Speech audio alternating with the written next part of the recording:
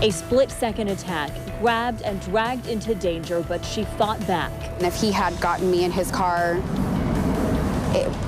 I wouldn't have been as lucky. A survivor's message in the next 12 on 12. Good evening to you. Welcome to the 5 o'clock news. I'm Elizabeth Din. Pete is off tonight. And now to everything you need to know about the day in the next 12 on 12. First, a terrifying encounter in Vancouver. Police say a woman was at her office in the middle of the day when a man came in and tried to kidnap her at knife point.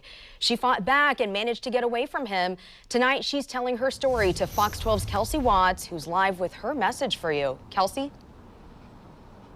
Yeah, Liz, such a scary situation. And the woman I spoke with says she never expected something like this to happen to her. And it happened so quickly, she had no time to think. So she wants you to know if you're ever in a situation like this, you need to have a plan and know how you'd react. You don't know when it's going to happen.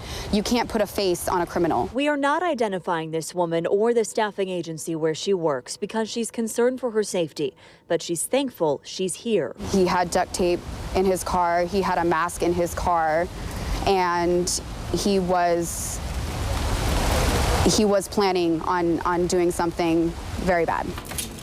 Police say last Thursday afternoon, Armando Ventura Bautista came into the lobby to pick up a paycheck. She handed it over and he left, but came back moments later. He grabbed me. He had a knife in his hand.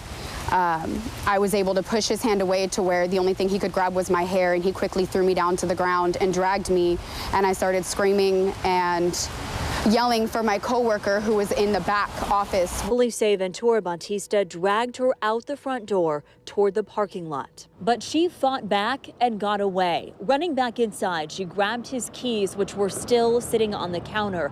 She says he didn't realize there was another coworker in the back who heard her screams and called 911.